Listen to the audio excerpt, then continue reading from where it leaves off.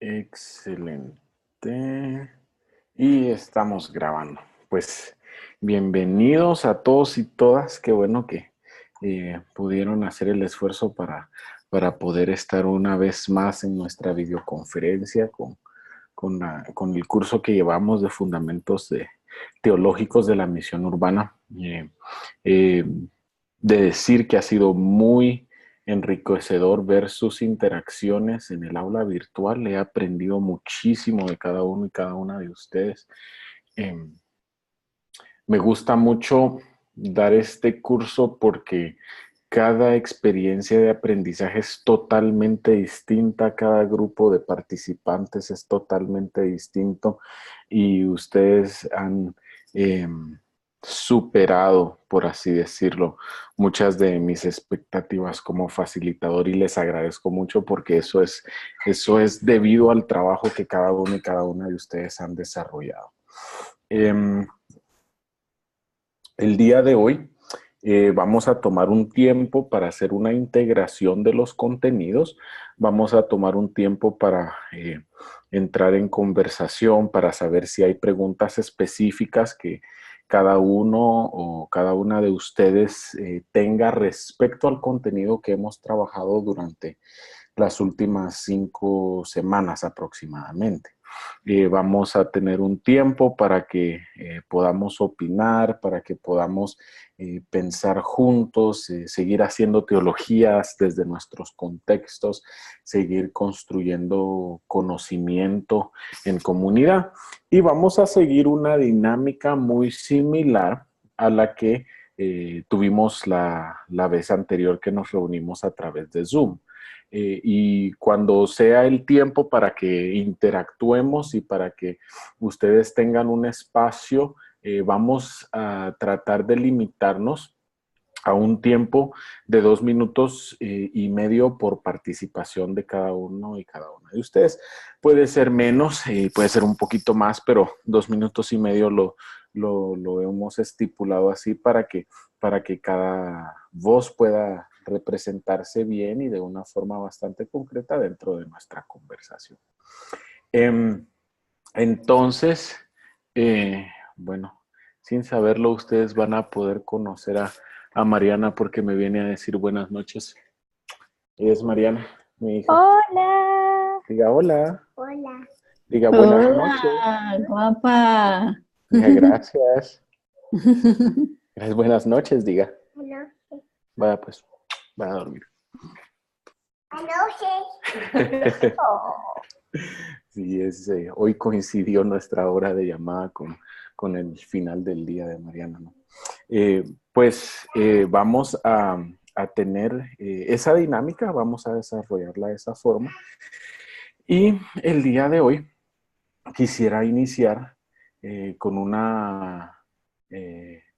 pues sabiendo cómo es que les ha ido en las últimas semanas del curso, qué han sentido que ha sido bueno o qué ha sido difícil, cuáles han sido algunos retos, un poquito también para ponernos al día en cuanto a lo que cada uno y cada una de ustedes han estado haciendo, ¿verdad? La primera vez nos presentamos, platicamos un poco acerca de quiénes somos, de dónde venimos, hacia dónde vamos, dónde estamos.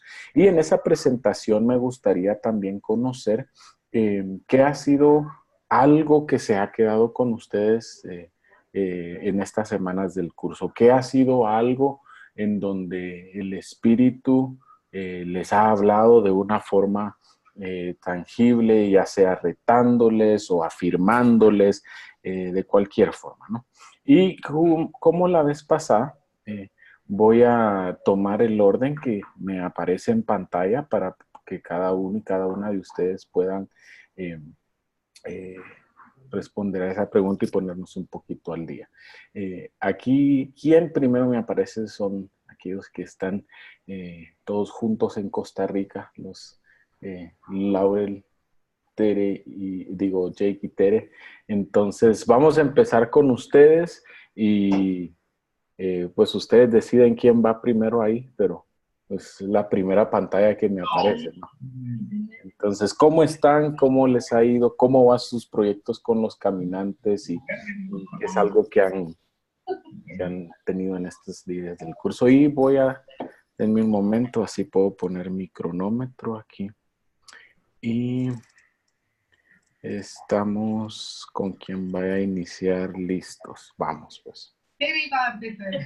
Ok, Tere, dale. Bueno, la pregunta es, ¿cómo me he sentido con este curso? Bueno, primero que todo, ha sido muy interesante por todo lo que he aprendido. Cada lectura que hemos tenido ha sido muy interesante. Una de las lecturas que mucho me gustó fue la geografía.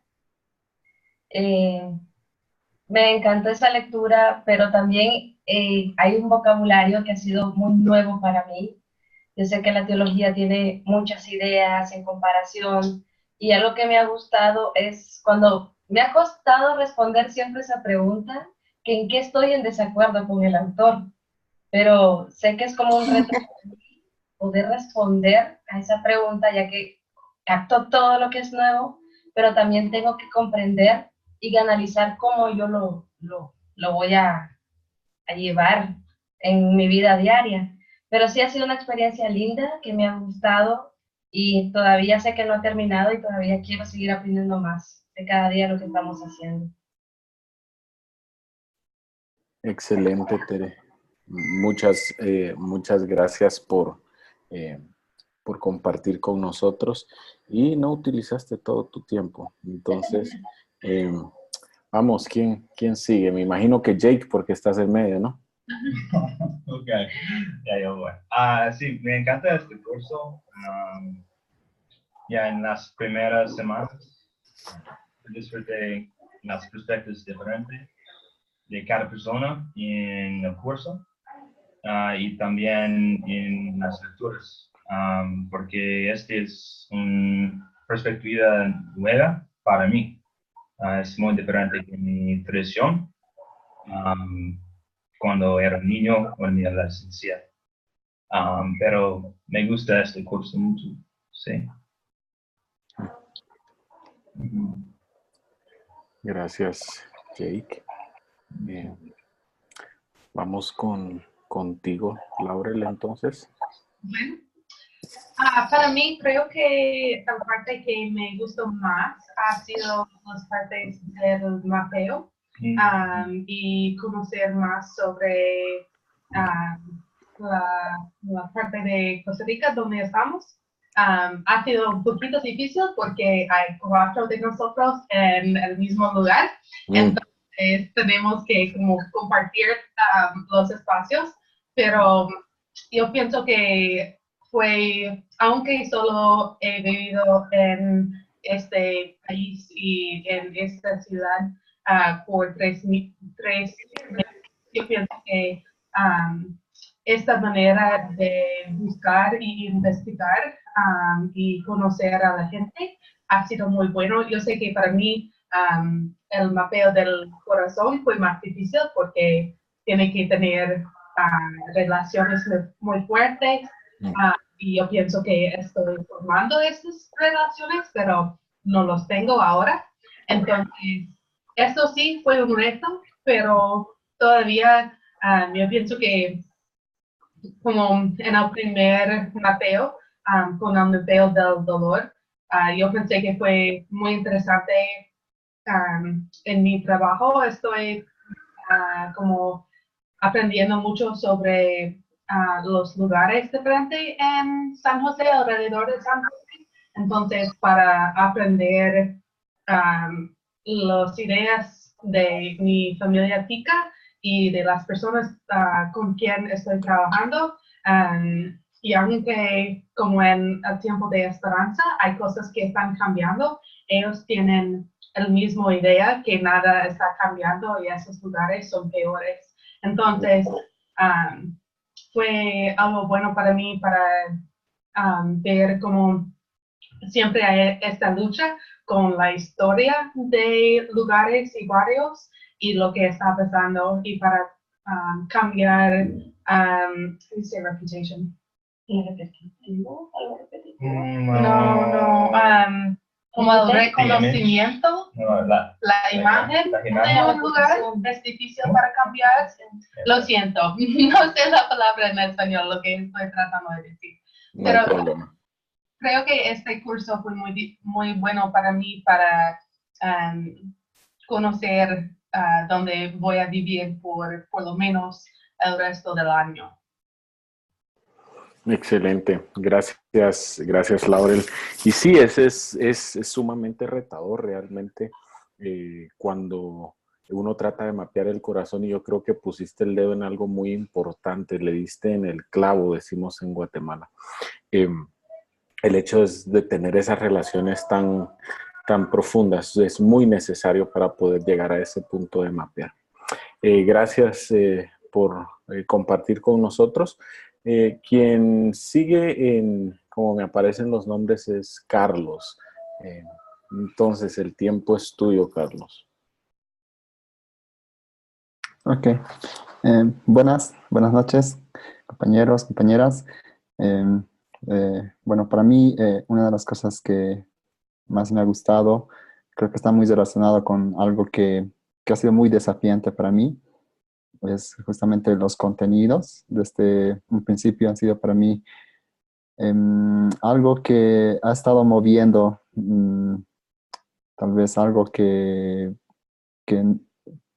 quizás no lo he querido aceptar desde un momento, desde un inicio. Tal vez creo que una de esas cosas, por ejemplo, era aceptar el dolor. Algunas cosas es algo que fue un poco chocante, digamos, ¿no? Pero como que tenía sentido algunas cosas. He ido trabajando bastante en esa parte. Lo otro también, algo que estaba muy relacionado esta semana, que hemos estado estudiando, lo de no tanto dedicarse al moralismo, más entrar en una relación. Creo que también es algo en mí que es algo que me ha estado desafiando bastante. Y también las lecturas sobre la vida de Jesús, la cruz, la resurrección, que han sido también algo que si bien es algo que conocía, pero no de esta manera o con este énfasis así. Y es algo que me ha gustado mucho, algo que ha estado desafiando mi persona, ¿no? Y también creo que hemos estado leyendo bastante sobre eso. Entre las recomendaciones de las lecturas, estoy leyendo a Henry Nouwen. Él habla bastante sobre lo que hemos estado hablando, justamente tema de la cena, la cruz, el dolor. Y es algo que lo he estado leyendo y revisando constantemente, aquí y allá. Y bueno, es algo creo que me ha estado gustando mucho ese tiempo, ¿no? Sí. Gracias, Carlos, por compartir con nosotros. Y sí, en efecto, ese es el reto, ¿no? Muchas veces entrar en vocabularios nuevos o en temas que muchas veces uno maneja, pero que no se ha detenido también a explorar las implicaciones, ¿no? Entiendo y he experimentado eso también. Gracias por compartir con nosotros, Carlos. Quien sigue es Migo, cuéntanos. Ok, ¿me escuchan ahí? Sí. Bueno, ha sido toda una experiencia ir a la ciudad y observar a la gente y tratar de encontrar símbolos y patrones. Y para mí es muy difícil encontrarlos en un contexto al que estoy acostumbrado. Entonces, me ha suponido un esfuerzo extra ver esas cositas que están ahí y que no vemos en el día a día porque siempre han estado ahí. Y he aprendido muchísimo con eso. Creo que he aprendido de alguna forma a amar un poco más la ciudad. Como dije la vez pasada, yo no vivo en una zona muy poblada, entonces valoro mucho este espacio y no me gusta mucho ir a la ciudad, pero siento que el curso me ha obligado a explorar la gente, cómo se comporta, cómo pasa su día, y he aprendido mucho de eso.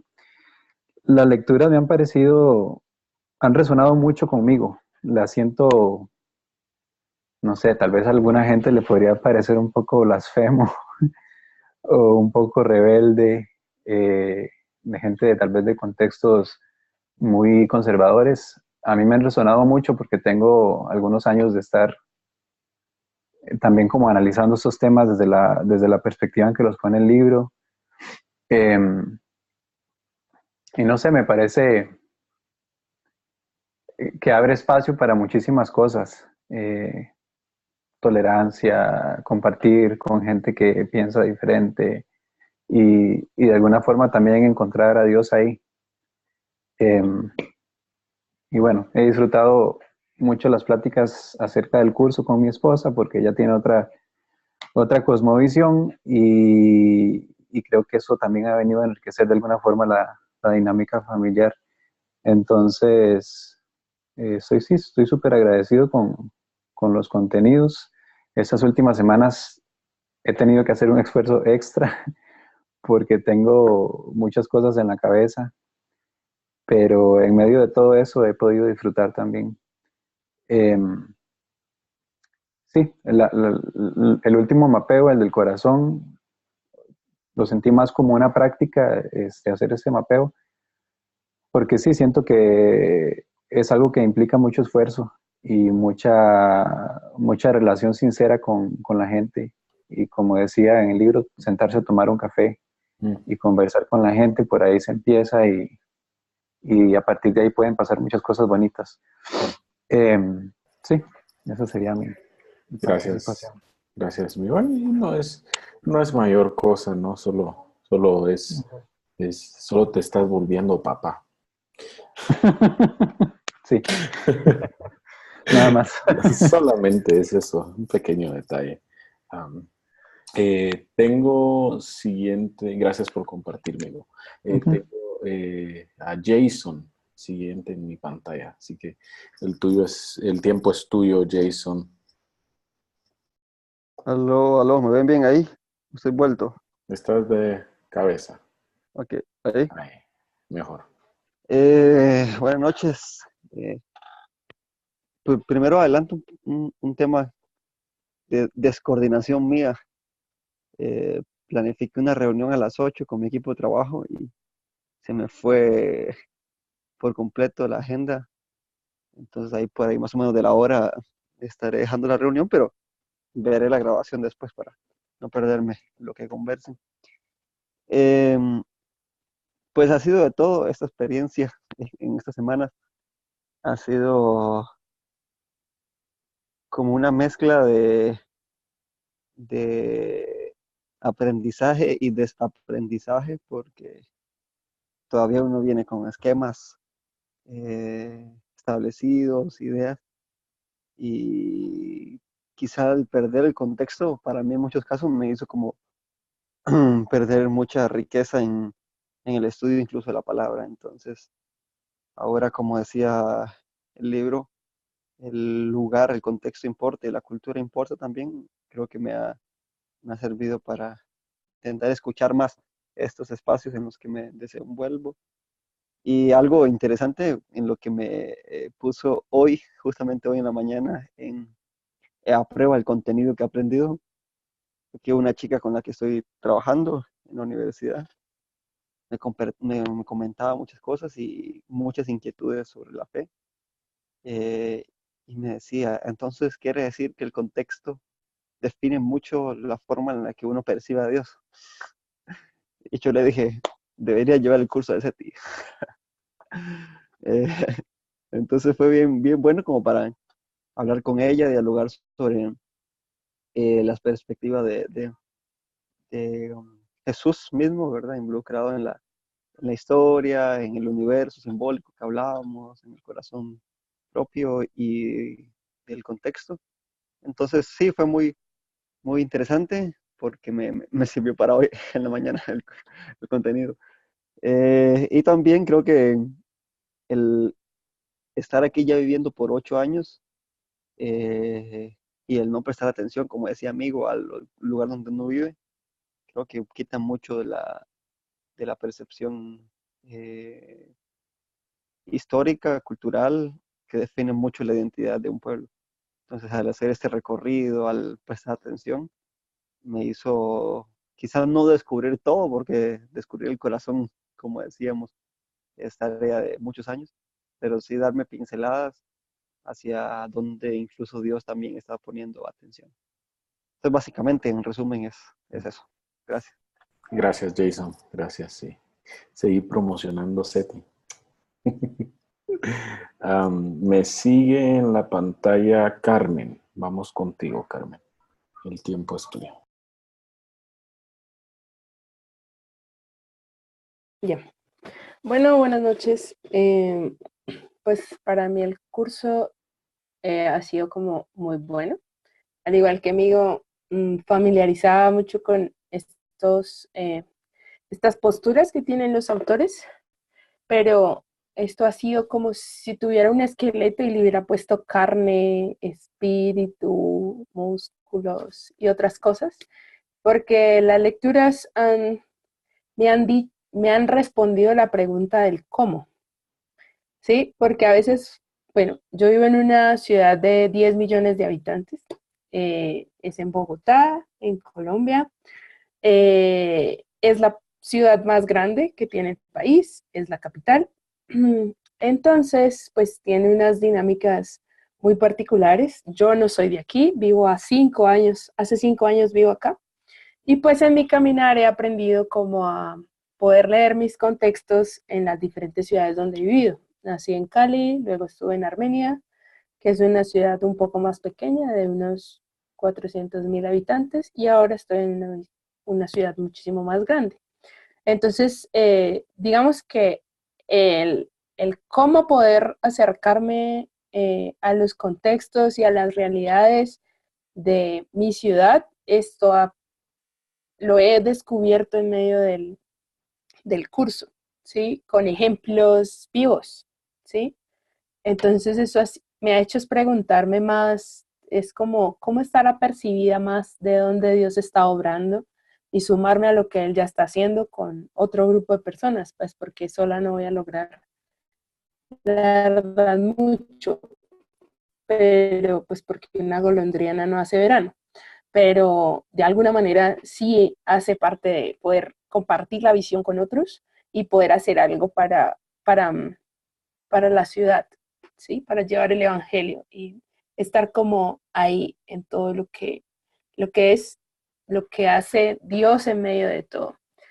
Sí, esto de mapear el dolor, el corazón y la esperanza es como que al haber estudiado comunicación, digamos que uno hace ese tipo de ejercicios, ¿sí? Pero desde una perspectiva bíblica ha sido como asombroso. Y sí, y esto me ha llevado a pensar en por qué la iglesia no hace este tipo de cosas para ser más efectiva en lo que tiene que hacer. Sí, entonces es cuando cuánta riqueza hay en medio de esto, cuando descubro dónde está el dolor, ¿sí? Y que el dolor en sí mismo no está mal, sino que es el Señor el que puede traer esperanza y puedes convertir esas lágrimas en alegría. Sí, entonces es como, y si tenemos de alguna manera la forma de hacerlo sin necesariamente tener el control, sino de dejarnos llevar por lo que el Señor hace y demás, pues eso es como lo que a mí más como que me mueve, ¿sí? Gracias, Carmen. Me haces pensar en mucho de la filosofía que hay detrás de los alcohólicos anónimos. Empiezan ellos y uno de los dichos que tienen es, hay algo malo dentro de mí, pero no hay nada de malo con eso. Entonces es una parte de ese espacio de liberar y dejar ir, querer ese control que muchas veces queremos todo tan perfecto, ¿no? Gracias por compartir, Carmen. Tori, cuéntanos, el tiempo es tuyo. Bueno, ha sido fascinante escuchar de todos ustedes. Para mí, pues también diría que la parte, bueno, lo que más a mí me ha gustado es cómo nos ha despertado estas preguntas, estas actividades, el lado creativo entre nosotros, de poder compartir no solamente ideas, sino historias, símbolos, arte, y creo que pues una de las cosas que siempre me gusta mucho de SETI es el trabajo que despierta, que está dentro de nosotros, está dentro de nuestros contextos, que podemos descubrir, trabajar y mostrar, y que es como muy particular y muy especial. Entonces, he disfrutado mucho de contar las historias del pueblo en que vivo ahora, reflexionar sobre de dónde vengo también. Y sí, siento que, bueno, me enamoro cada vez más del pueblo en que vivo. De hecho, siendo un pueblo rural que todavía tiene un nivel de sostenibilidad, tal vez es un punto de resistencia en el mundo de urbanización que estamos viviendo ahora. Entonces, sí, es como un punto distinto a lo que muchos de ustedes están viviendo y viendo ahora. Eh, pero sí, lo estoy disfrutando mucho. Creo que también las preguntas que ustedes hacen, he sentido que el nivel de conversación que hemos podido lograr dentro de los foros ha sido muy alto, y disfrutado, he sido muy desafiada de responder a las buenas preguntas que siempre me ponen. Sí, eso he disfrutado. Resueno con lo que dijo Tere sobre la parte más difícil, encontrar las cosas en que estoy de desacuerdo con autores, encontrar, o sea, profundizar en aspectos o perspectivas o ángulos que no estaba pensando hacer al inicio.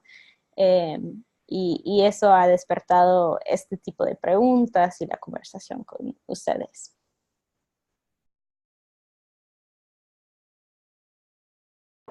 Gracias, Tori.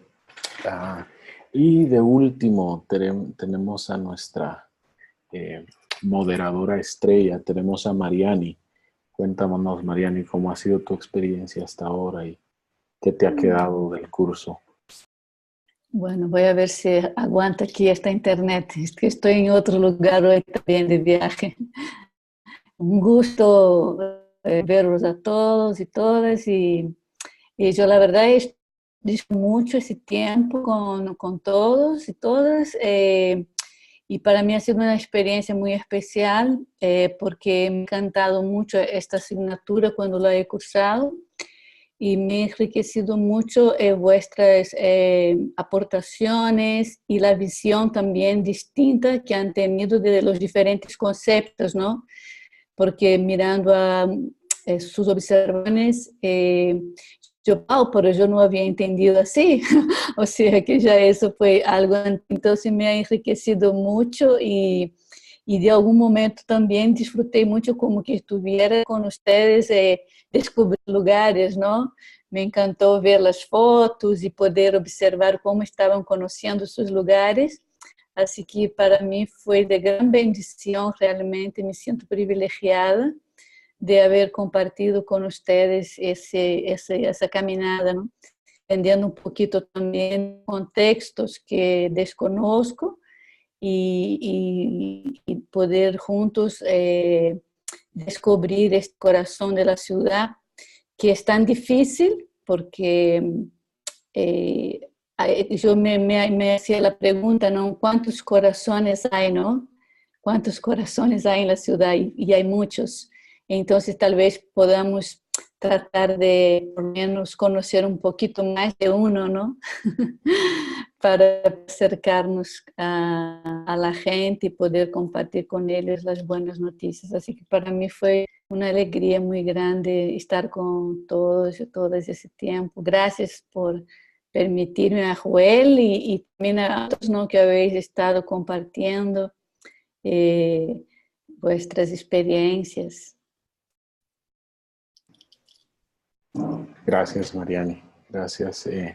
Y sí, ha sido una experiencia buena poder tener una doble entrada de preguntas y comentarios para generar aún más conversación.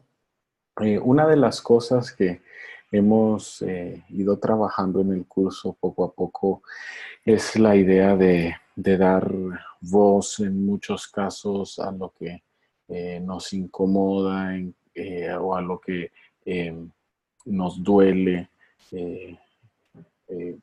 a cosas que tal vez nos hacen sentir de una u otra forma muchas veces desconectados, desconectadas, ¿no? Y eso nace desde el punto de que la encarnación nos invita a llamar a las cosas por lo que son, ¿no? Y otra pregunta que tengo para nosotras y nosotros el día de hoy es si pudiéramos nombrar una cosa que nos distrae el día de hoy, de estar totalmente presentes en esta conversación. ¿Qué es? ¿Qué es?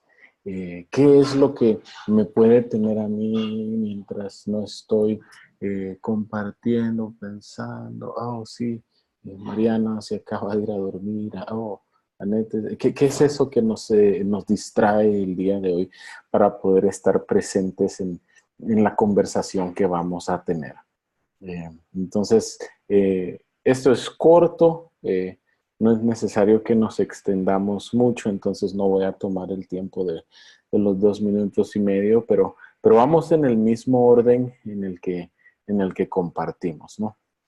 Y arrancamos entonces con Tere, luego vamos con Jake, Laurel y seguimos el mismo orden que tuvimos para compartir. ¿Qué es lo que me puede distraer hoy? ¿Qué es lo que me impide estar totalmente presente en la experiencia de conversación de hoy?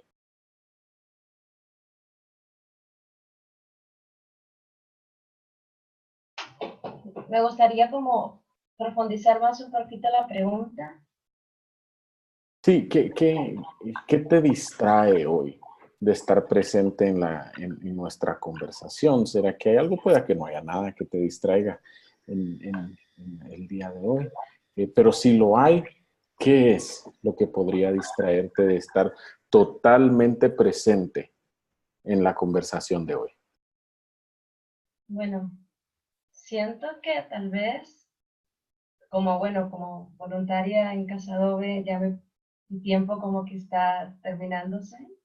Y una de mis distracciones es pensar cómo regresar a mi país, ya que la situación en Nicaragua está como no buena ni mala, pero entonces todavía mi cabeza está en ese pensamiento, pero sí trato de entrar y concentrarme, porque sí quiero seguir aprendiendo, pero es una de las cosas que sí, como hay un pequeño temor y preocupación de como el cambio al llegar, entonces...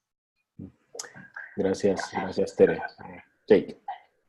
Para mí creo que es el tiempo con mi trabajo y cosas en Casa Adobe.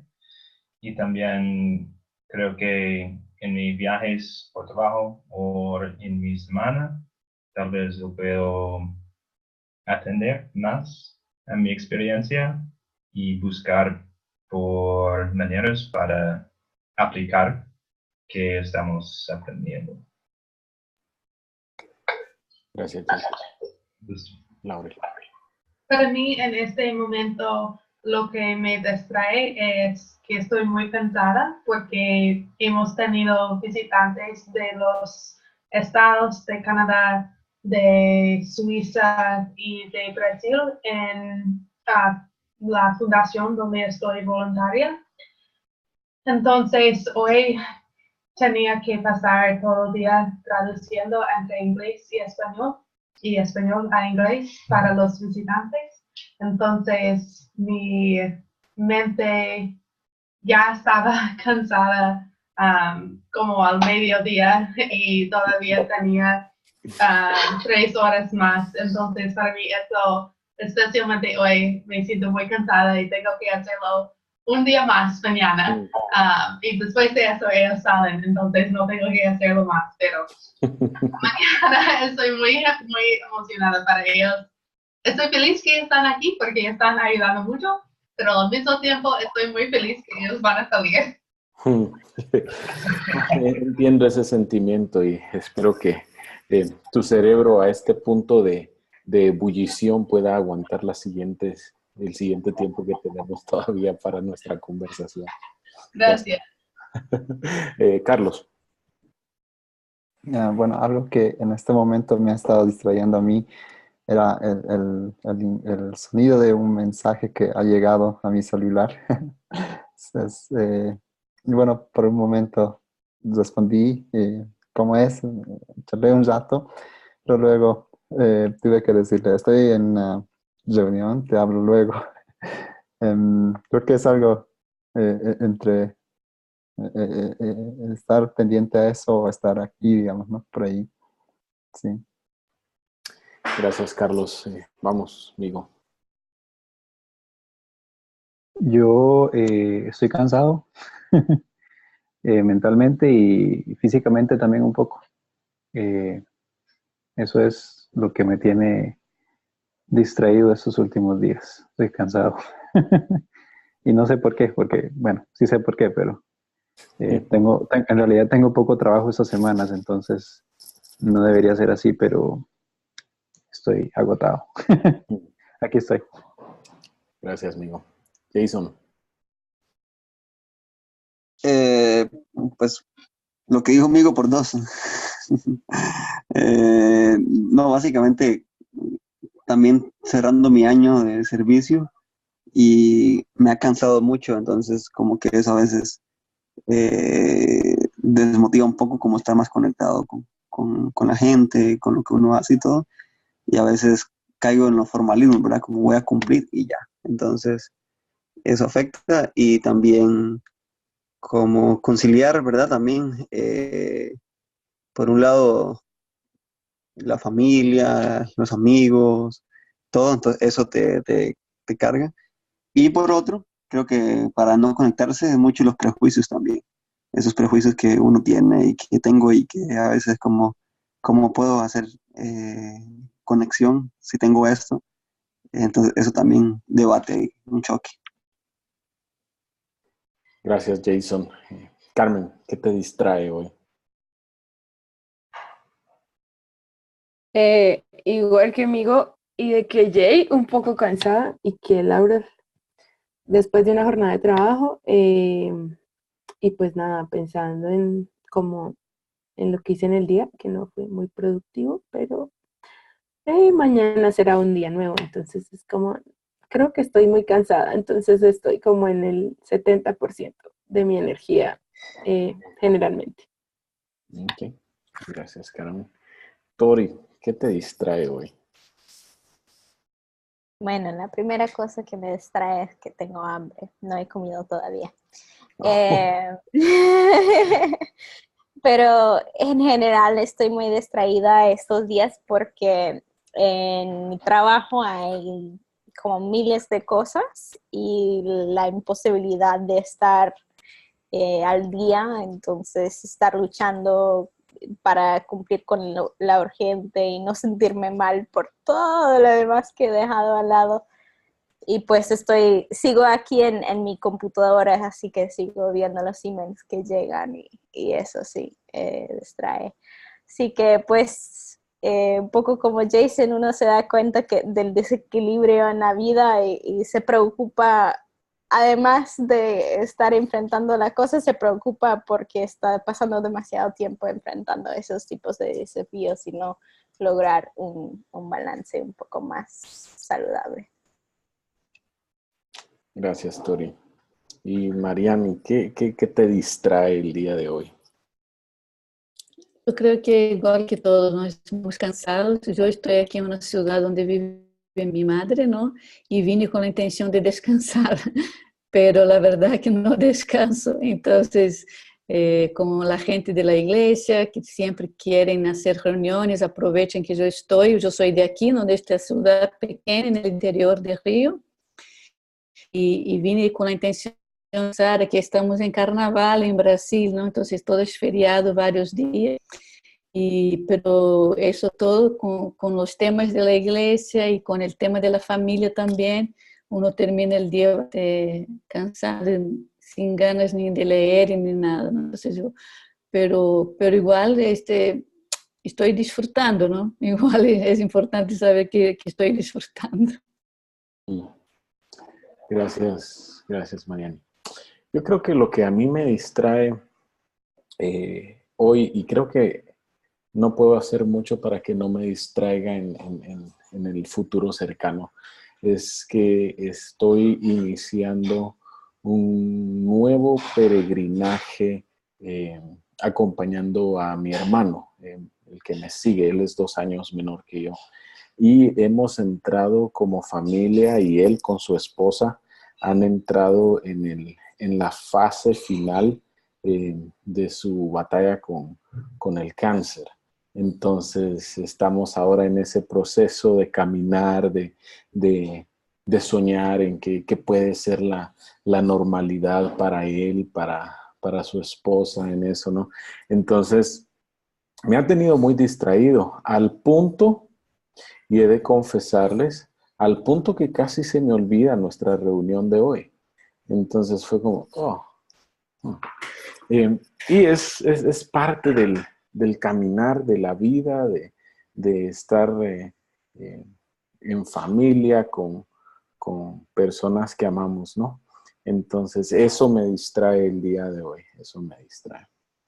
¿Y por qué hice esta pregunta? ¿Qué nos distrae? ¿Qué es lo que nos tiene preocupados, preocupadas? ¿Qué es lo que nos aflige en muchos casos?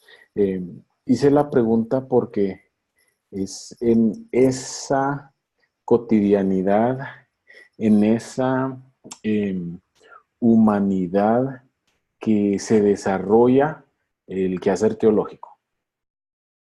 Es en medio de ese cansancio, es en medio de esa incertidumbre, es en medio del no saber, es en medio de, ay, no tuve un día productivo y mañana es otro, ojalá que sí lo sea. Es en medio de entrar esos mensajes, esos correos que muchas veces hacemos la teología, no muchas veces, la mayor parte del tiempo, ahí es en donde hacemos la teología, desde ahí es desde donde hacemos la teología, ahí es hacia donde nos acercamos a leer la escritura, ahí es en donde nos refugiamos muchas veces, ¿no? Y antes de entrar un poco en materia, me llamaba la atención esta semana la lectura del leccionario común, porque es la historia de la transfiguración. El día de mañana es el carnaval en Brasil, en muchos países de Latinoamérica, porque el miércoles entramos un proceso de peregrinación. El miércoles entramos la cuaresma.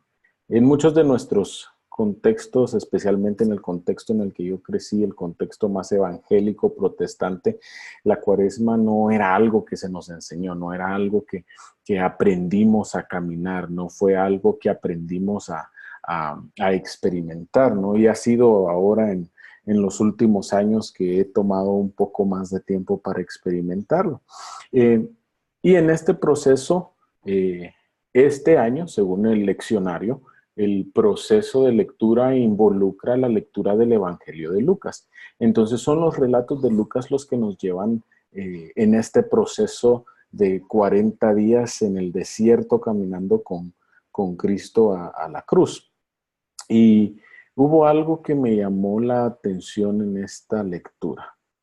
Y es el hecho de que cuando se desarrolla la transfiguración, la primera reacción de Pedro es querer quedarse en la transfiguración.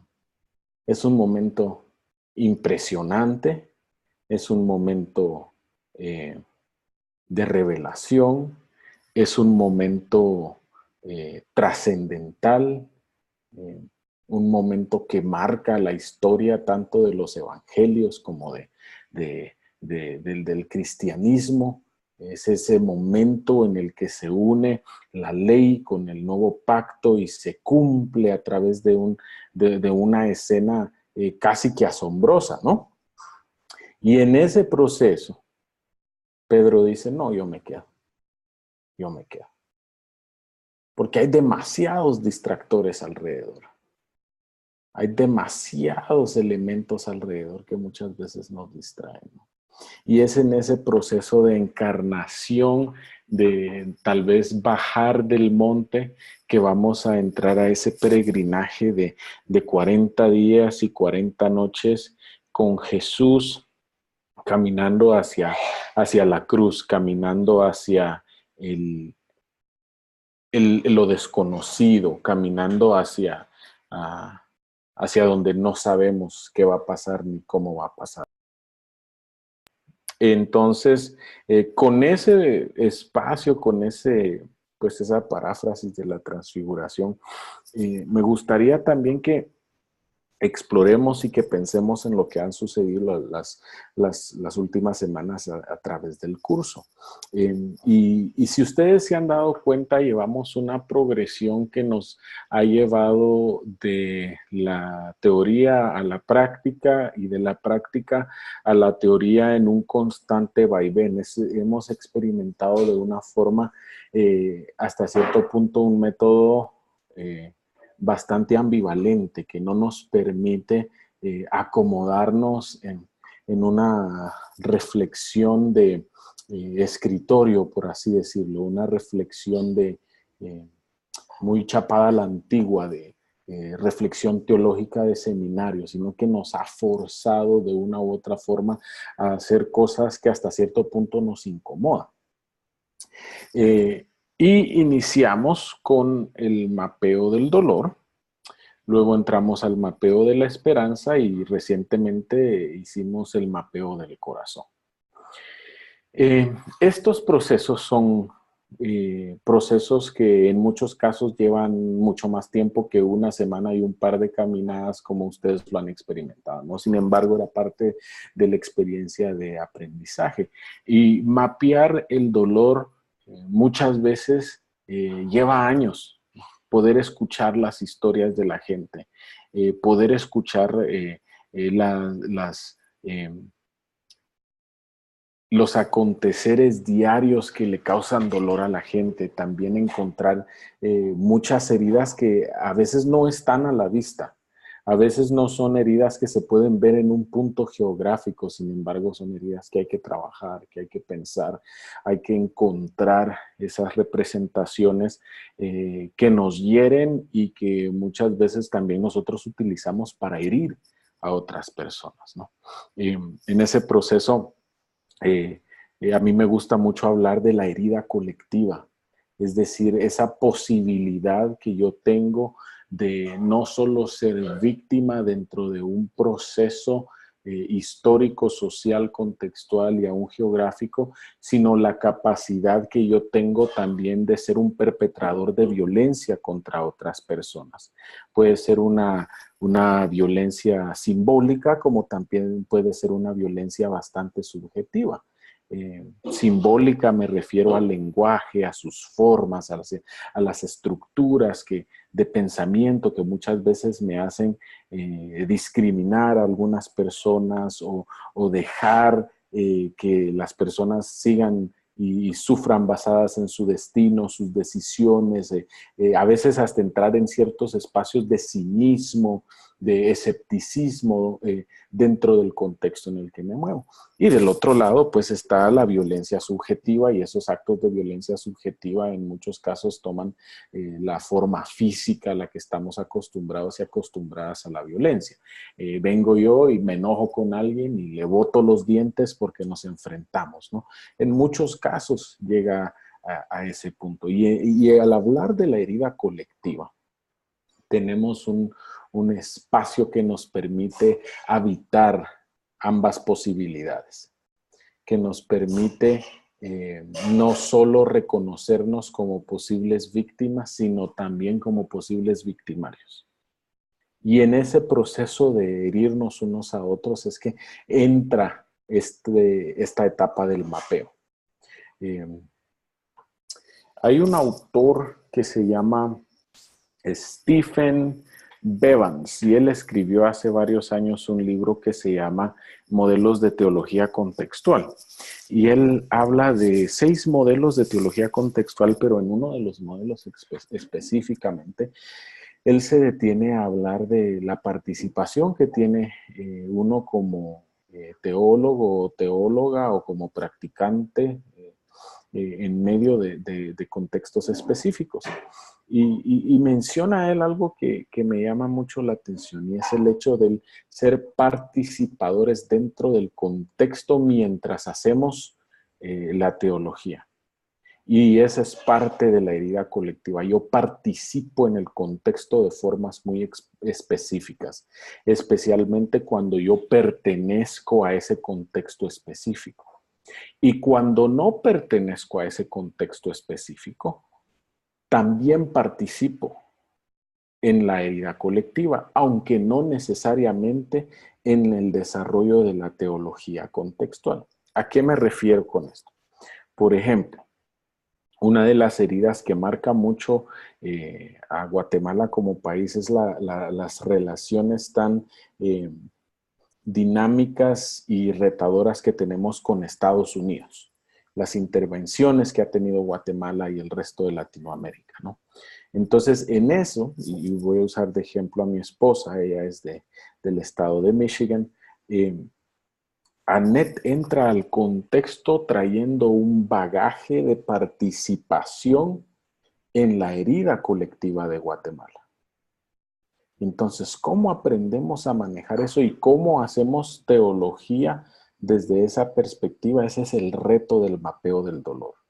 ¿Qué dolor represento yo, pero qué dolor también se me ha infringido? Y ese es un balance muy interesante, muy peculiar a la hora de hacer teología, especialmente si tomamos en cuenta el escándalo de la encarnación, que es parte de lo que hemos trabajado hasta ahora, que nos dice que Dios en la encarnación, en Jesús, vive con nosotros, pero también sufre con nosotros.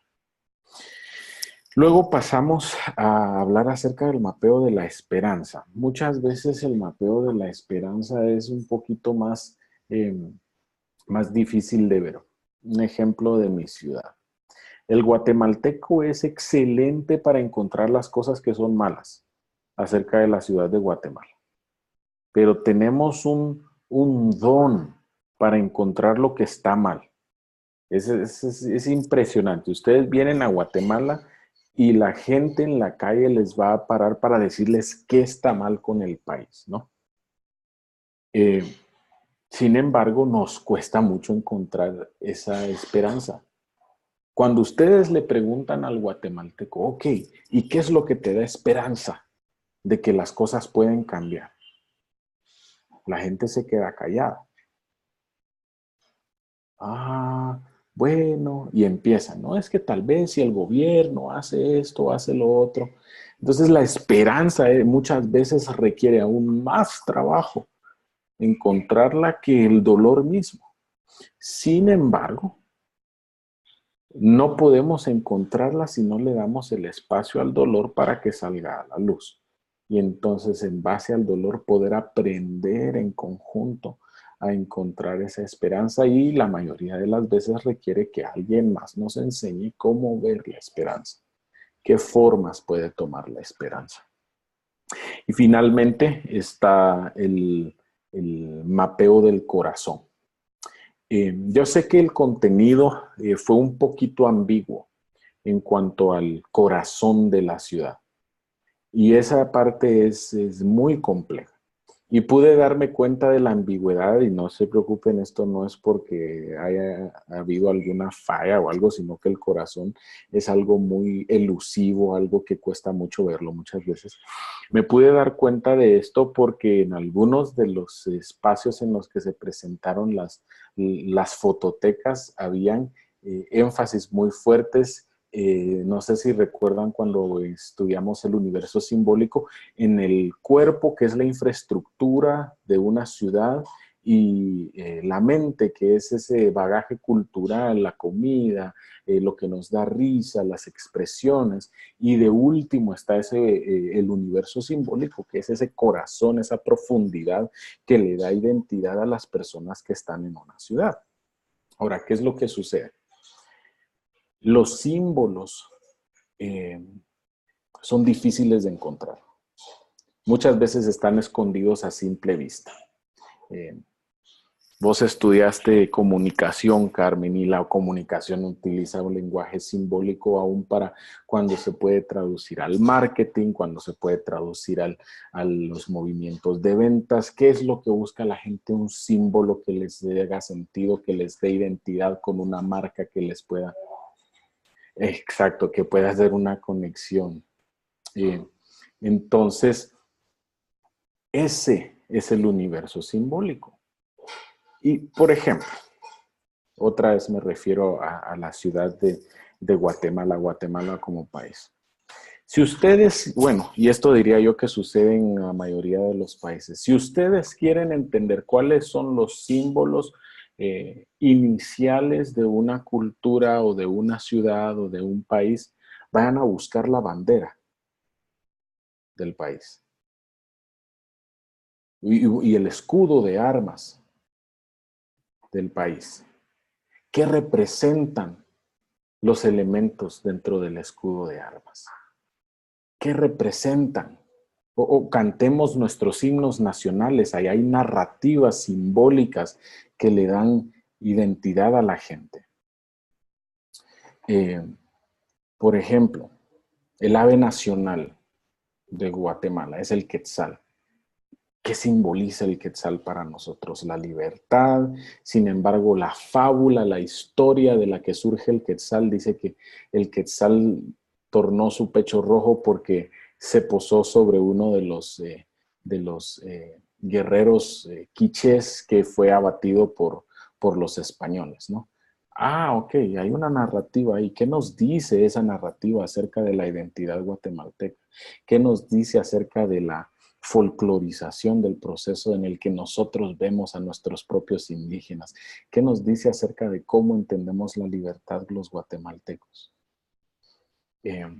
Otro ejemplo es, por ejemplo, en el himno nacional de Guatemala hay una línea que dice: pues tus hijos valientes y altivos, que veneran la Pascua al presea, nunca esquivan la ruda pelea, a vencer o a morir y amará.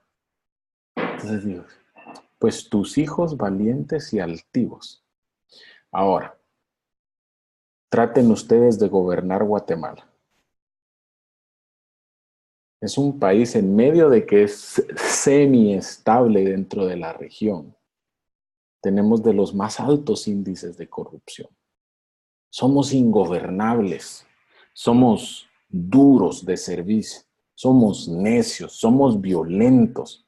Si veneramos la paz, pero no esquivamos la ruda pelea. Si llega el momento, entonces el guatemalteco está dispuesto a botarse los dientes si así es necesario.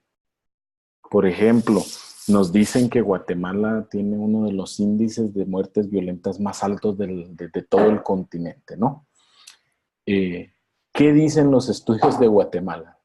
El problema no es la cantidad de armas que están en manos de gente que posee, que tiene, valga la redundancia, tenencia de armas, sino que está en la disposición de usar dichas armas. El problema no es la cantidad, porque no es tanta la cantidad legal, entre comillas, de armas, sino la disposición que la gente que las tiene usa. Entonces, así empezamos a encontrar esos símbolos que nos dan identidad y que le dan identidad a las ciudades en donde vivimos, que le dan identidad, que nos dan identidad a nosotros mismos. Y en el caso de cuando somos extranjeros en un lugar, nos ayudan a entender las personalidades comunitarias de las personas con quienes trabajamos y con quienes queremos acercarnos. Entonces, Yo hice algunos comentarios dentro de las fototecas, como, oh, me presentaste muy buena infraestructura, muy buenos elementos culturales, pero faltaron algunos elementos simbólicos. No es que esté mal. Lo que sucede es que requiere cierto lente para que podamos aprender a encontrar esos elementos simbólicos. Entonces, dentro de esos procesos, ahí es en donde tenés mucha razón, Laurel. Se requieren de las relaciones profundas para poder entrar al contexto de una forma que nos permite ver esos elementos del universo simbólico. Si yo llego como nuevo a Bogotá y no tengo nada de relaciones, no voy a poder entrar a explorar cuáles son las posibilidades del universo simbólico hasta que no tengo contacto directo relacional genuino con gente que ha nacido, crecido y desarrollado toda su vida en Bogotá. Hasta entonces puedo empezar a explorar. Sin embargo, el ejercicio es para llevarnos a esa realización que llegaste, Laurel. Entonces, tenemos esos elementos, el mapeo del dolor, de la esperanza, del universo simbólico. Y eso nos lleva también a encontrar los símbolos de la experiencia religiosa de las personas. Y eso nos lleva también a que nosotros podamos explorar los símbolos de nuestra experiencia religiosa. Y entonces vamos a poder empezar a entender de una forma un poco más profunda de dónde viene nuestra identidad y nuestra experiencia teológica y religiosa al entrar en el proceso del quehacer teológico. Entonces, con esos elementos es que podemos pasar a cualquier tipo de reflexión. Y aún sin conocer esos elementos están tras bambalinas, son elementos incipientes de cualquier tipo de reflexión que nosotras desarrollemos a nivel teológico. Nos influyen en la lectura del texto, nos influyen en los procesos de pensamiento y nos influyen aún para aquellos que predicamos de vez en cuando, aún en la forma en la que comunicamos el mensaje. Entonces, voy a detenerme ahí por un momento. No sé si hay preguntas o comentarios con respecto a estos elementos que hemos integrado de las semanas anteriores que hemos trabajado. Y si las hay, entonces dejo un tiempo para que ustedes puedan hacerlas. Joel, Sí, Mariana. quería hacer un comentario, por ejemplo, en este mapeo del dolor. Às vezes me dou conta que nós outros já supomos determinados dolores, não? Por exemplo, ao viver em uma cidade grande, tu sabes, há grupos ou alguns coletivos que já encontramos em uma cidade grande. Então, como que já imaginamos e já nós outros mesmos detectamos sem muita escuchar, não? Por ejemplo, te doy un ejemplo que yo siempre he estado dedicando con el tema de la inmigración. Entonces uno ya, como que ya va con algo hecho. ¿Qué dolor tiene la inmigración? ¿No? Que sabemos que el tema de la pérdida de referencia, todo el proceso de transición, pero cuando escuchas... Y a veces me ha sorprendido eso en la gente, porque a veces cuando estamos estudiando la Biblia o escuchando sus historias, van para un otro punto que no tiene nada que ver con lo que yo supuse que sería de la inmigración. Entonces es algo tal vez íntimo y tan personal y familiar, o de su contexto específicamente de donde uno salió, ¿no? Entonces, en esa experiencia me dice cómo podemos equivocarnos, ¿no? A la hora de hacer ese mapeo, ¿no? Del dolor, porque ya tenemos presupuesto, no sé si usaría esa palabra, pero algunos algunas ideas hechas, que sería ese dolor, ¿no? Sí, sí, definitivamente. Creo que muchas veces, especialmente quienes estamos involucrados o involucradas en el trabajo dentro de áreas urbanas, específicamente en áreas ya sean de iglesia, de ONGs, de ministerios o de voluntariado, muchas veces pecamos de esa arrogancia hasta cierto punto, de llegar de llegar asumiendo cuál es el dolor de la gente. Por eso es que es importante que cuando ejecutamos ese proceso del mapeo del dolor, nos sentemos a platicar con la gente, escuchemos las historias. Hasta cierto punto es un trabajo bastante... no me gusta mucho la palabra, pero más o menos.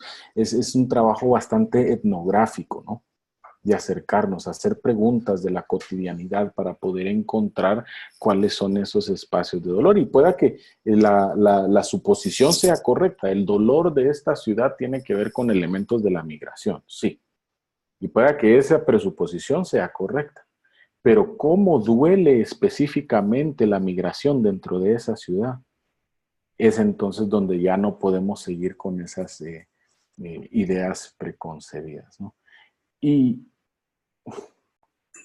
podemos ayudarnos en esos procesos, podemos ir buscando cuáles son esos elementos. Por ejemplo, en la ciudad de Guatemala hay 5, digo yo, representaciones de la herida colectiva de nuestra ciudad.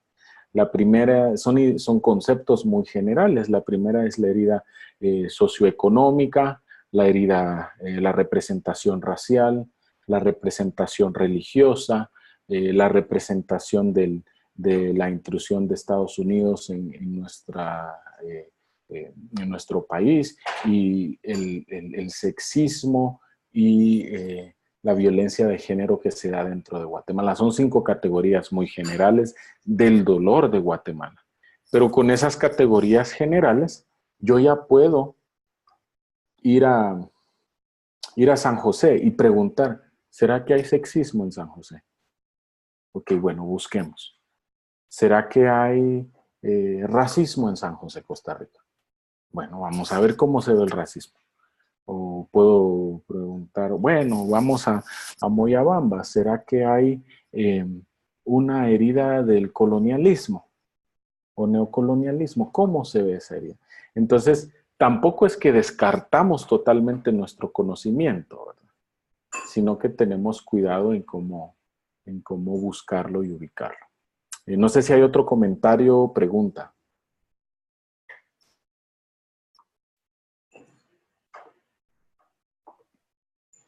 Yo tenía... No, siga nomás. Yo pienso que es interesante en Costa Rica porque por los cambios en Venezuela y en Nicaragua, yo pienso que esta época, este tiempo en la historia de Costa Rica va a ser un tiempo, un punto muy importante porque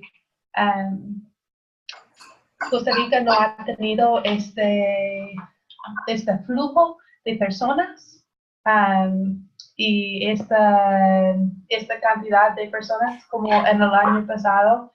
ACNUR dijo que había más o menos 50,000 personas que están pidiendo el estatus de refugiado. Entonces, para mí, eso no es sobre la situación específicamente ahorita, pero me interesa en el futuro si esto va a ser un tiempo de una herida en cómo trata las personas que están solicitando el estatus de refugio.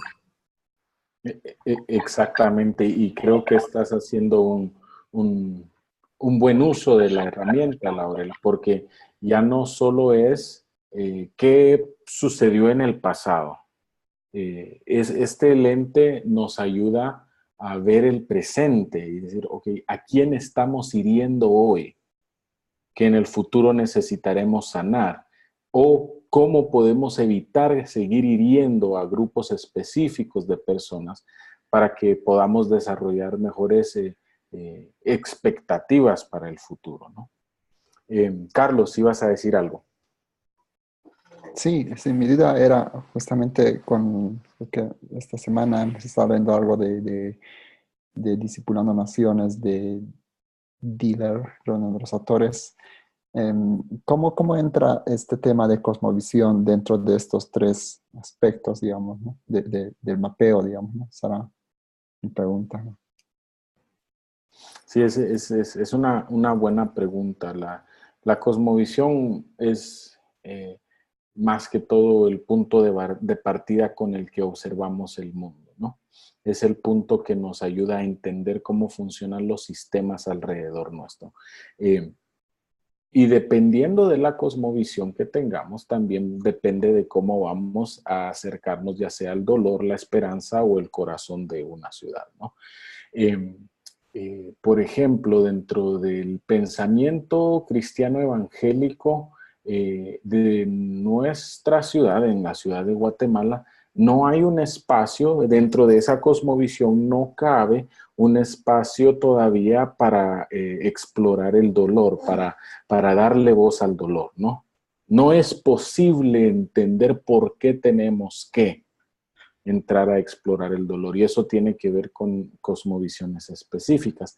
Entonces, la cosmovisión juega un papel sumamente importante porque nosotros entonces aprendemos y reaprendemos, podemos ir cambiando ciertas perspectivas que traemos, porque la cosmovisión es algo con lo que nos forjamos, es algo imitado, y así desarrollamos la cultura, imitamos unos a otros y así se van desarrollando los elementos culturales.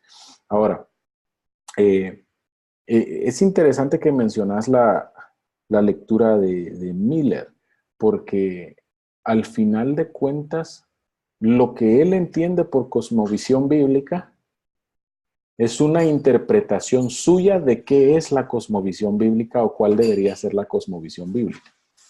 Entonces ahí entramos en un conflicto de interés también. Entramos posiblemente en una incongruencia filosófica, porque la cosmovisión, diría yo, va más amarrada al universo simbólico, porque de parte de nuestra identidad es la forma en la que conocemos y construimos saberes. Entonces, en esa parte yo estoy un poco en desacuerdo en algunas apreciaciones que tiene Miller específicamente, porque es una cosmovisión hasta cierto punto euroamericana de el ser cristiano, la que nos presenta Miller. Entonces, pero también tenemos que aceptar que en muchos de nuestros países ese ha sido el tipo de cosmovisión cristiana que se nos ha vendido y hemos comprado. Entonces, tiene mucho que ver, Carlos. Tu pregunta creo que es muy puntual en ese sentido. No tengo una respuesta más concreta que esta, porque entonces ya me hiciste pensar a mí cuál es mi cosmovisión y cómo afecta esta la forma en la que yo mapeo estos elementos de los que hablamos.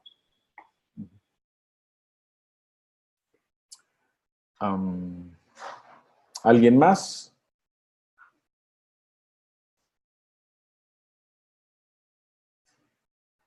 No. Ok. Entonces, uno de los espacios más,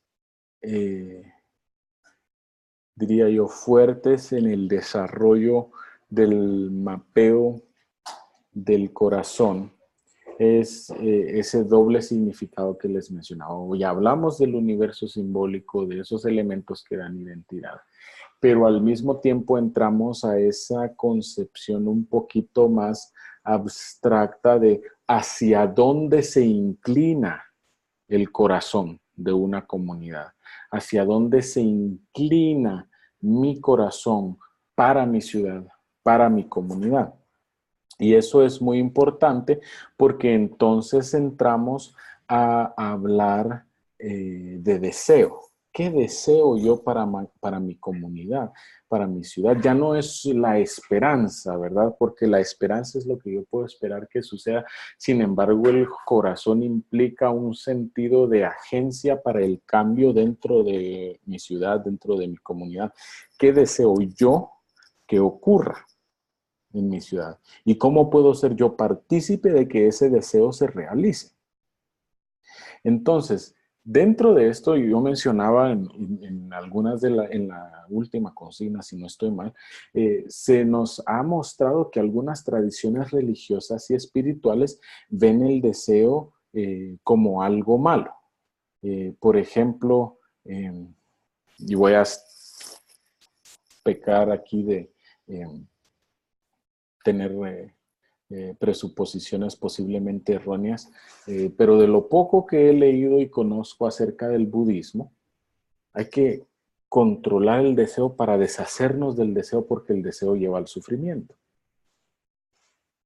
Entonces, algunas corrientes espirituales o religiosas nos enseñan que el deseo es malo.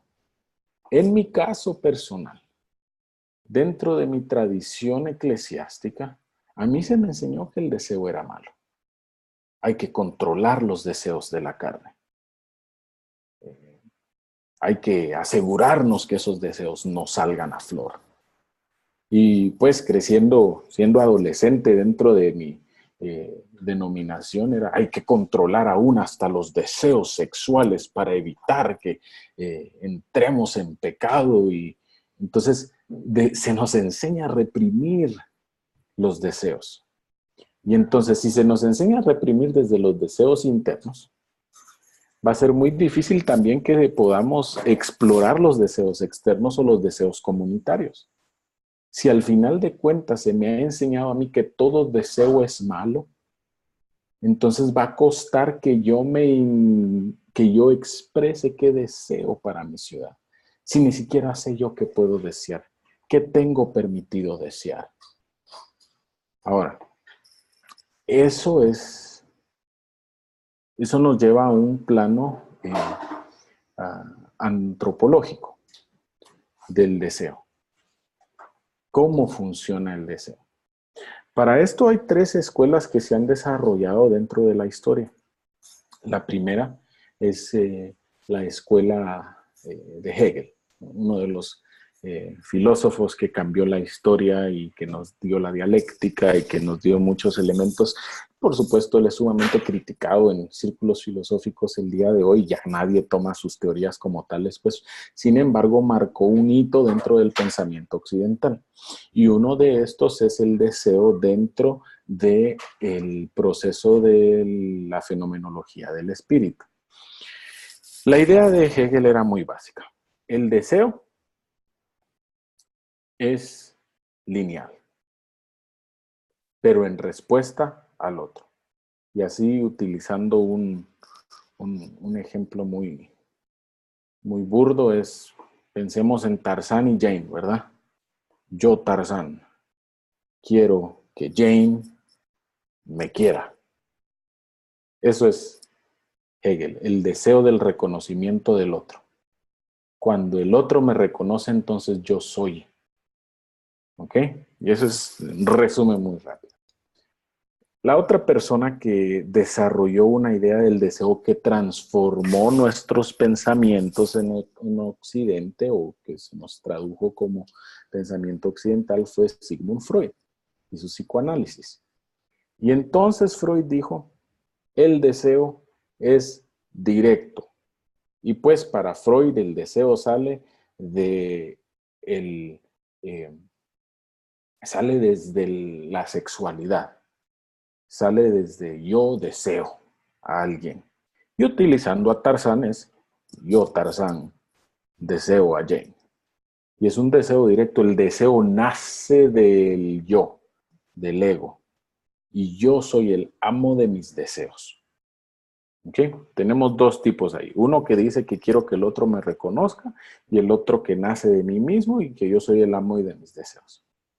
Y a mediados del siglo pasado, y murió de hecho hace 3 años, surgió un antropólogo filosófico que se llama René Girard. Y él dice, sí, Hegel y Freud tenían algo interesante cuando empezaron a hablar del deseo. Pero yo creo que hay algo más, dice. Creo que el deseo es triangular. Muy fácil, dice él. Vamos al jardín de infantes, a ver cómo juegan los niños y ahí les voy a explicar el deseo, dice. Y de hecho él lo escribe en varios tomos hablando de niños, básicamente. Y si ustedes van a un jardín de infantes, se van a dar cuenta que, digamos, Luisito está jugando con un juguete específico, ¿no? Digamos que es un carro de color rojo. Y entonces, luego viene Pedrito. ¿Y qué juguete creen ustedes que va a querer? Aunque el jardín está lleno de juguetes, peluches. ¿Qué juguete creen ustedes que va a querer Pedrito? Obvio, ¿no?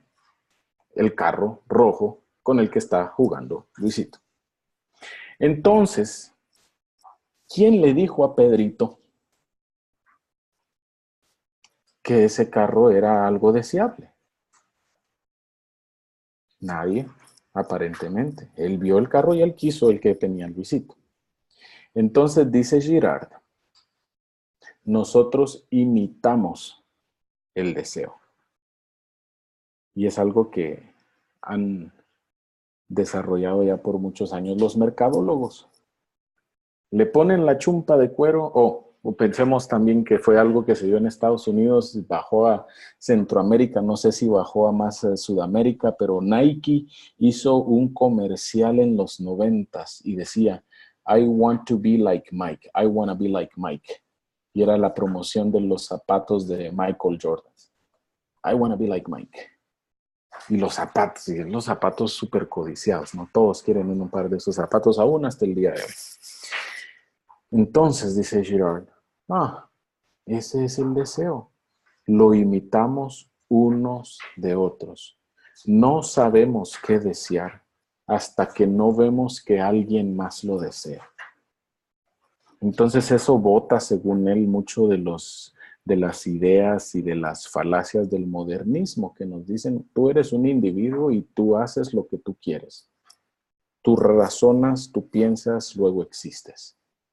Entonces dice Girard, no, yo deseo para poder existir. Entonces, ¿por qué es tan importante el deseo?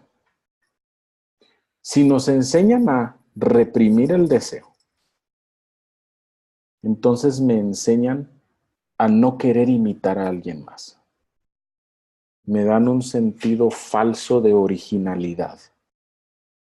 Y si yo quiero hacer lo mío, porque es lo original, es lo único, es lo invaluable, es lo mejor que existe, voy a entrar en competencia con alguien más. Si Jake y yo queremos lo mismo para la ciudad de San José, Costa Rica, y Jake tiene la posibilidad de hacerlo y yo no, como se me ha enseñado a reprimir mi deseo, voy a entrar en conflicto con Jake. Yo no lo puedo querer y como Jake lo quiere, él tampoco puede.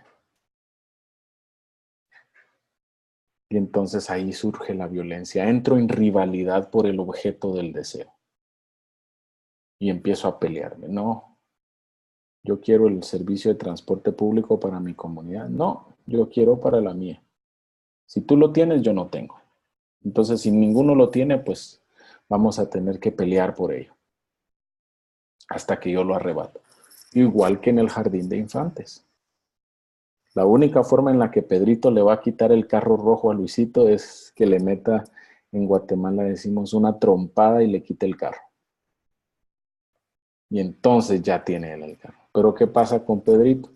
Cuando él tiene el objeto del deseo, va a venir Miguelito y va a querer el mismo carro, ¿no? Y así se replica el deseo y así se esparce el deseo y también la violencia, ¿no? Entonces, Por eso es que el deseo es importante, porque imagínense, si yo estoy consciente de que puedo imitar, no, si yo estoy consciente de que la única forma en la que deseo es imitando los deseos de otros, entonces yo puedo buscar gente que desea lo mismo que yo. Imagínense si buscáramos e imitáramos deseos positivos de otras personas, si imitáramos deseos que nos llevan a la transformación social.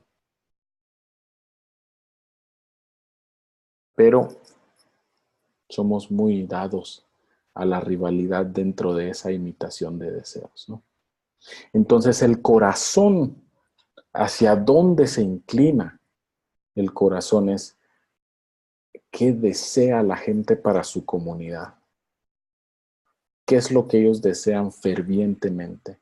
¿Y cómo me puedo acercar yo a ellos para imitar el deseo que ellos tienen de su comunidad? Para su comunidad. Y cómo juntos y juntas podemos desear para mejorar.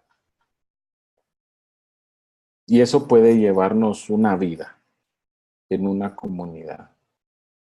Encontrar qué deseamos y cómo dejar ir nuestras rivalidades para poder imitar juntos y ser agentes alcanzando el mismo deseo que todos tenemos de una forma colectiva. Entonces, por eso tenemos dos elementos del mapeo del corazón. Uno es, entendamos el universo simbólico, ese es el corazón, ese es el centro, la esencia de la comunidad, nuestra esencia identitaria, los símbolos que nos dan identidad. Y por el otro lado, hacia dónde se inclinan los deseos de la gente, qué desean. Entonces, eso forma parte de nuestra articulación teológica. ¿Cómo articulamos teológicamente los deseos de la gente? Nuestros deseos. ¿Cómo entonces también releemos las escrituras cuando hablamos de los deseos que tenemos? Y cómo los llevamos también usando nuestro lenguaje más evangélico, cómo llevamos nuestros deseos hacia Dios. O cómo entendemos que los deseos de Dios son nuestros deseos. Y ahí es en donde los modelos de teología práctica nacen, confiando en que mi deseo, como Joel Aguilar, es el sí de Dios. Lo repito, es confiar que mi deseo es el sí de Dios. A mí, en lo personal, eso me requiere más fe que cualquier otra parte del cristianismo. Creer que yo tengo la capacidad de desear algo bueno y que ese es el sí de Dios. Entonces, voy a detenerme ahí. Voy a abrir el espacio para que hagamos preguntas o comentarios. ¿Qué piensan? ¿Es más claro la unión de estos mapeos? ¿Qué les parece? Platiquemos un poco.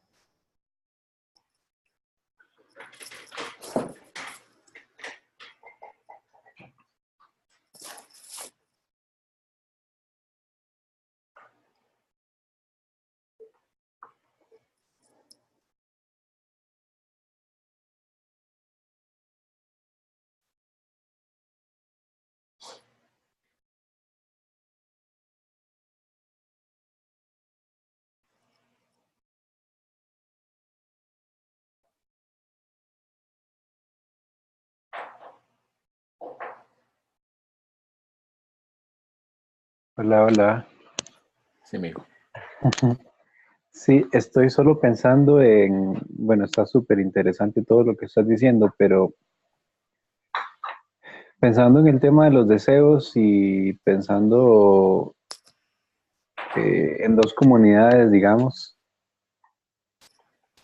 ¿habrán deseos que puedan ser o los pueda yo ver como algo positivo para mi comunidad, pero quizás sea algo que afecte a otra comunidad, pero yo creo que son buenos para la mía. ¿Cómo encajo ahí en ver en ese deseo el sí de Dios? Si sé que es bueno para la mía, pero tal vez no es bueno para otra. Me pone en conflicto. Sí, es ahí en donde entra el espacio de la rivalidad que mencionaba. Es cuando los deseos chocan por un mismo objeto del deseo. Entonces, normalmente, en mi experiencia, cuando hay deseos conflictivos, es porque el objeto del deseo es el mismo. Y hay una rivalidad incipiente dentro de estas formas de desear. Entonces, si mi deseo no es de beneficio para la otra comunidad, entonces lo más que puedo hacer en nuestro caso, que estamos entrando y despertando a esta forma de pensar, es explorar y detenernos nada más a pensar, ok, ¿será que este es el deseo de Dios? ¿Será que este es un sí de Dios para la comunidad en donde yo estoy? Ahora bien, esto es un proceso de reflexión para quienes, sin ánimo de pensar en un nivel superior, pero para quienes empezamos a explorar qué significa imitar los deseos unos de otros. No nos hace mejores que nadie más, lo único es que nos trae conciencia. Y para serles honestos, la mayoría de las veces que yo me he dado cuenta que mis deseos entran en conflicto con los de alguien más es porque ya hice daño y después puedo ver en retrospectiva y decir, no hombre, sí, qué gran rivalidad en la que estaba involucrado, ¿no? Y eso lo único que hace es que me hace un poquito más consciente. Y es confiar en ese proceso y por eso creo que todas las lecturas tienen un elemento muy importante que es el elemento de comunidad. Es que la comunidad nos llame a pensar, que nos llame a reflexionar, que nos llame a explorar si esos deseos están en rivalidad, si esos deseos pueden causar violencia, si son caprichos míos, cómo está jugando, qué nos está diciendo el espíritu dentro de todos esos procesos, ¿no?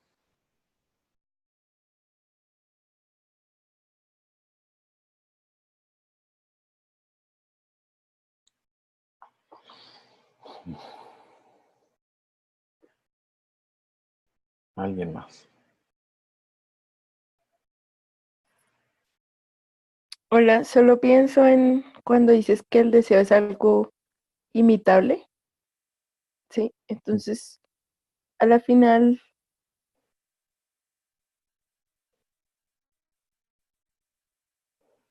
si nosotros seguimos a Jesús, ¿cierto?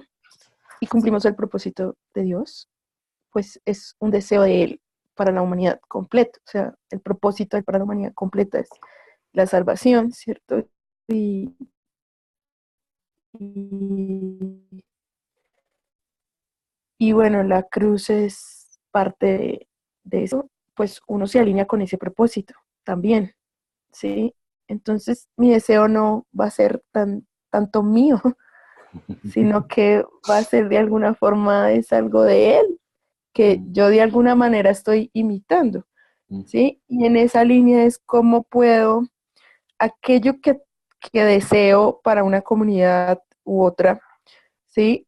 En su bienestar, en cómo Dios puede ser manifestado ahí, es cómo puedo visibilizarlo de tal forma que otros puedan imitar este mismo deseo que yo tengo para hacer algo por, ¿sí? Entonces, eso es lo que me produce a mí. Algunos de los ejemplos de las lecturas es como, yo quiero hacer esto, ¿sí? Ese deseo que otros tienen de hacer algo tan pequeño como una lectura bíblica en medio de una cárcel, ¿sí? Es algo que a mí se me pega, ¿sí? Es decir, que me contagia, ¿no? Y ese deseo es algo que es como, ¡ah! Yo también quiero esto, ¿sí? Y no es algo egoísta, sino que es algo de, yo también quiero esto porque sé que esto trae vida a las personas, ¿no? Entonces es más o menos como lo planteas es como también, como que, cómo caminar y seguir caminando en esa dirección, más o menos. Sí, sí. Y sin embargo, me atrevería a decir que esto complica un poco nuestras nociones de llamado. Y esas ya son implicaciones de lo que estamos hablando. ¿Por qué? Yo siento que Dios me llamó a algo, sea lo que sea, ¿no? Yo siento que Dios me llamó a ser líder de alabanza, pero canto peor que perica en migración. Pero yo siento que Dios me está llamando a alabarlo enfrente de todos. ¿Ah? Entonces, ¿cómo funciona el deseo? Y el resto de mi comunidad dice, no, Joel, no cantes, por favor, te lo pedimos. Por favor, no lo hagas. No, pero es que Dios me llama. Entonces, yo me atrevería a decir que en el caso del ejemplo que estás mencionando, Carmen, casi todos los que estamos aquí se nos inició de una u otra forma en estas maneras de reflexión, de servicio, porque vimos algo en alguien que nos gustó y que quisimos. Y entonces yo vi algo en alguien que me gustó y dije yo, bueno, tal vez me gustaría estudiar un poco más de teología. O tal vez, quién quita, tal vez en algún momento enseñar. Sin embargo, ahí es en donde la comunidad se convierte en la voz de Dios para concretar esos llamados, esos deseos. Y la comunidad entonces me llama a mí para entrar a esos espacios. Entonces la comunidad me invita. Muchas veces así es como vamos surgiendo y como desarrollamos nuestro sentido de vocación también. ¿Cómo terminamos en donde estábamos? Alguien nos extendió una invitación de una u otra forma. Y ahí es en donde entra lo que mencionaba un poco conmigo, del deseo conflictivo, ¿verdad? ¿Me está invitando alguien a esto? Tengo una comunidad que me invita. Hay una comunidad a la que estoy imitando. Y al principio, les soy honesto, a mí me costó mucho pensar en eso porque digo, no, a mí quien me llamó fue Dios. Pero no, o sea, sí, me llamó Dios, pero al mismo tiempo me llamó a través de una comunidad que me extendió una invitación para hacer algo. Entonces, ese es muy importante y ese rol de la comunidad, más adelante en Geografía de Gracia van a ver un poco de eso, aunque ellos no profundizan mucho en esto, es la comunidad del deseo. ¿Qué deseos imito yo en comunidad? Pero como se me ha enseñado a reprimir mucho deseo, muchas veces cuesta eso y por eso a veces siento la necesidad de tener ese llamado sobrenatural de Dios, ¿verdad? Y no digo que no suceda, solo digo que muchas veces lo buscamos porque se nos ha enseñado a reprimir ciertos deseos, ¿verdad? Entonces, tienes toda la razón en ese sentido. Yo voy a ver algo en alguien que yo quiero. Y de la misma forma eso nos lleva a pensar, ok, ¿cómo puedo transmitir esto que yo quiero a alguien a alguien más?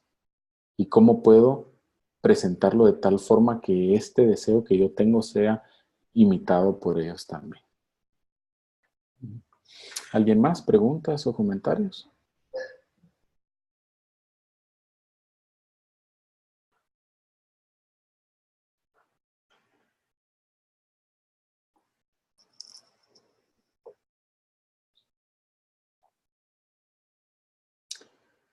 Bueno, si no,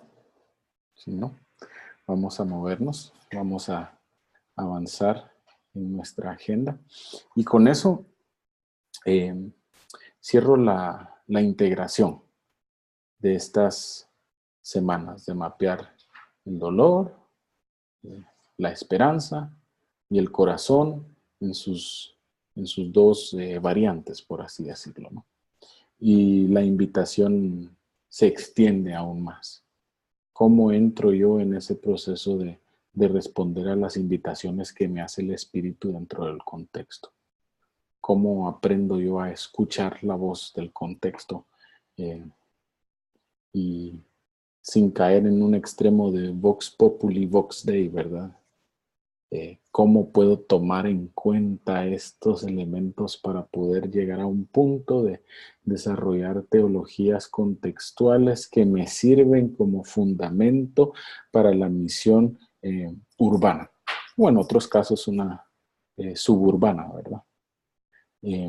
Pero cómo me sirven estos elementos para desarrollar los fundamentos, no solo teológicos, sino teológico-contextuales dentro de la misión. Entendiendo, y como mencionábamos hace varias semanas que hablamos, que la misión es la madre de la teología. Entonces, con eso llegamos al punto final de nuestra llamada. Esta semana es una semana bastante cargada. Estamos iniciando la semana 9 de trabajo. Esta semana se presentan sus trabajos finales. Y por favor, si en cualquier momento ustedes necesitan guía, ayuda o quieren rebotar algunas ideas, ya sea conmigo o con Mariani, siéntanse en la libertad de hacerlo. Si quieren sugerencias específicas o tienen ideas que han ido cambiando, por favor háganlo para que pueda ser una buena experiencia de aprendizaje. Y al final de cuentas, lo que estamos buscando en el trabajo de final es una integración no solo de lo que se ha aprendido en la clase como tal, sino también de sus experiencias y del conocimiento previo que ustedes ya traen también. Queremos ver eso, queremos leer eso para también conocer mejor sus contextos y conocer más de ustedes. No sé si hay alguna pregunta con respecto a esto. De lo contrario, entonces voy a dar por cerrada este tiempo. Voy a cerrar con una oración y luego voy a parar la grabación, que sería el final de nuestro encuentro. Entonces oremos. Dios, te doy gracias por cada uno de los contextos que están aquí representados, las distintas formas de ver, pensar, de experimentar.